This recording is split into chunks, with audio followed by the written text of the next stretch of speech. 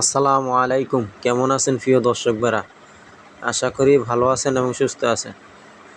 তো এই লঞ্চে করে আপনার গ্রামের বাড়িতে যাচ্ছি, আর আপনাদের মাঝে শেয়ার করলাম যে নদীর দুই পাশে কত বড় বড় জাহাজগুলো এবং আকাশের দৃশ্যগুলো একটু তুলে ধরলাম। তো দেখেন, এত বড় বড় জাহাজের ভিতরে চট্টগ্রাম থেকে বিভিন্ন কয়লা, সিমেন্টের মেডিসিন, বিভিন্ন জিনিস আইনা কারখানার এখানে থামিয়ে রাখা হয়েছে। আর কিছুক্ষণের ভিতরে এই মালগুলো নামবে।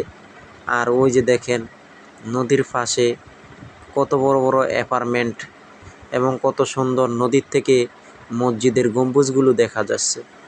আসলে বিকাল টাইমে আকাশের পরিবেশ এবং আকাশের ওয়েদার এবং নদীর আবহাওয়া খুবই ভালো লাগলো। এই যে এত বড় বড় মিল ফ্যাক্টরি, এগুলো সম্পূর্ণ হলো বসুন্ধরা গ্রুপের। এই যে বড় বড় মিল কারখানা, মিল ফ্যাক্টরি সম্পূর্ণ বসুন্ধরা গ্রুপের। বসুন্ধরা গ্রুপের কোটি কোটি টাকার ব্যবসা।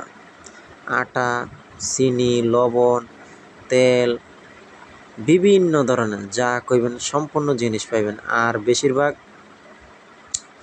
ঢাকা আপনার ইকুরিয়ার থেকে একবারে এই হাসনাবাদ পর্যন্ত বসুন্ধরা গ্রুপ আপনার এই জায়গা দখল করে নিচ্ছে।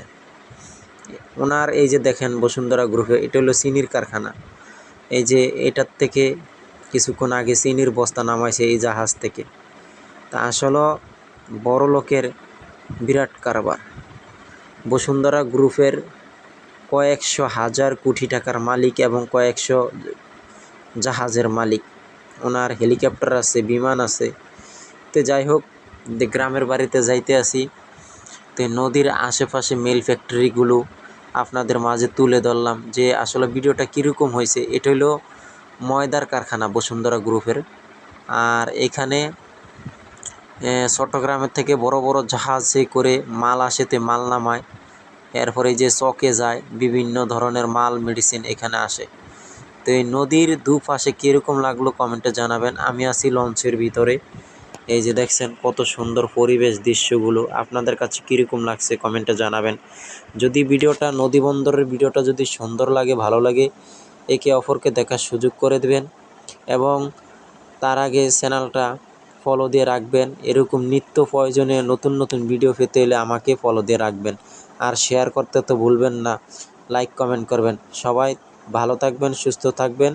নদী বন্দরের ভিডিওগুলো সবাই একটু বেশি বেশি করে সাপোর্ট করবেন, অনুরোধ করছি প্রিয় দর্শক ভাইরা। আল্লাহ হাফেজ।